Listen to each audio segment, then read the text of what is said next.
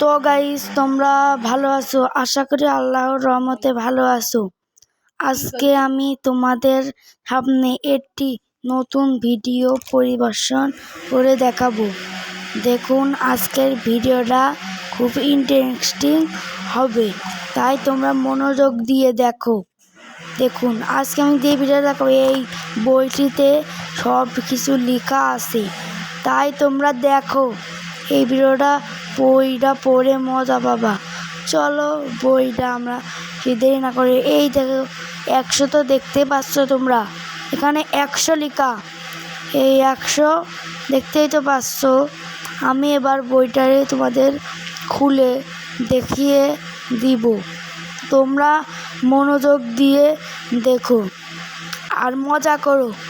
মনোযোগ দিয়ে দেখো।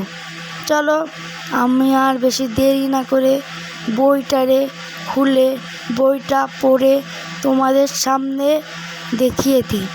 তো গাইস, বই তো তোমাদের দেখানো বড় মুশকিল হয়ে বসছে, তাই তোমাদের পড়ে শোনাব না। থাক, তোমাদের আমি দেখাচ্ছি বইটা। চলো গাইস, তোমাদের বইটারে দেখিয়ে দিই। দেখুন বইটা দেখো তোমরা কি লেখা এখানে। ভিডিওটা তাহলে শুরু করে দিই, তোমরা দেখো শেষ পর্যন্ত আর মজা করো। এখানে দেখো কতগুলো বিজ্ঞানীর নাম লেখা। এইসব বিজ্ঞানী যদি তোমরা পড়ে শোনো, তোমরা অনেক জ্ঞান অর্জন করতে পারবে।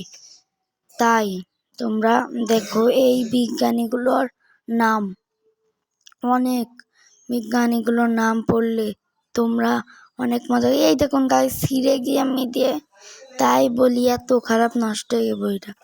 মেলা কালের পুরনো বই তো, এজন্য। চলো আমরা আজকে কোন গল্পটা পড়বো তোমাদের দেখায় শুনিয়ে দিচ্ছি। চলো গাইস, চলে আইছি। তোমরা তো দেখতেই পাচ্ছ, আজকে আমি তোমাদের এই ভিডিওটা দেখাবো। চলো আজকে আমি যেই বিজ্ঞানীর নাম পড়বো সেই বিজ্ঞানী হলো আইনস্টাইন। চলো তাহলে এই ভিডিওটা শুরু করা যাক। দেখুন, আপনারা পড়ুন।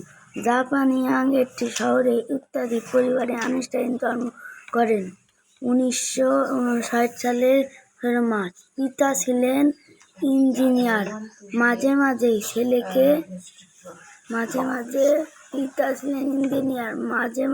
ছেলেকে নানা খেলনা এনে দিতেন। শিশু আইনস্টাইন চিত্রকে সেই দিন উপলব্ধি করা সম্ভব হয়নি। তার অভিভাবক তার স্কুলের শিক্ষকদের কাছ থেকে মাঝে মাঝেই অভিযোগ আসতো, পড়াশোনার পিছিয়ে পড়া ছেলে, অমনোযোগী, আনমনা, ক্লাসে কেউ তার সঙ্গী ছিল না, সকলেই পিছিয়ে বেঞ্চে বসতেন।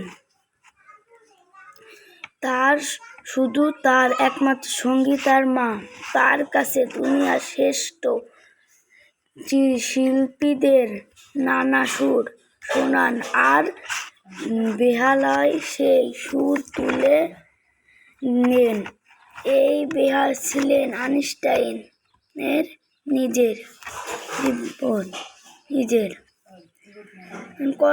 কারখানা নিয়ে ব্যবসা থাকতেন।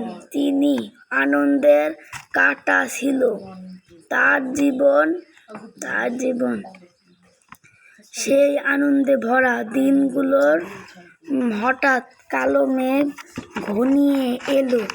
নিজের সেই শৈশবের আনন্দ আইনস্টাইন প্রথম অনুভব করলেন। জীবনে তৃপ্ত স্বাদ তার ছিল ইতোদিন, কিন্তু স্কুলে কালীন ধর্মের নিয়মকানুন মেনে চলতে হতো। স্কুলের সমস্ত পরিবেশটাই সুস্বাদু হয়ে যায়। তার কাছে সঙ্গী নেই, বন্ধু নেই, মনের নিজে শিক্ষা ভুলতে আশ্রয় নিলেন বইয়ের মাধ্যমে। দর্শনের বই তাকে সবচেয়ে বেশি মুগ্ধ করত। পড়াশোনার বছরের মধ্যে তিনি কষ্ট পিজান। পৃষ্ঠায় পড়ব গাইজ, চলো। এরকম পৃষ্ঠায় কি লেখা, কত পৃষ্ঠা দেখছো। এবার ইংরেজি রচনা পড়ে শেষ করে ফেললেন। বিজ্ঞান দর্শনের সাথে পড়তেন।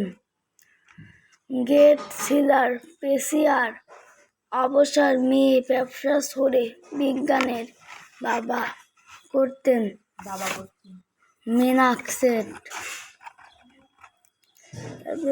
সুর তুলতেন। এছাড়াও ছিল তার সঙ্গী, তার জগৎ। এ সময় বাবার ব্যবসায় ভাঙ্গার পরিবর্তন হয়। সকলে ত্যাগ করল, শুধু সেখানে একা রয়ে গেলেন।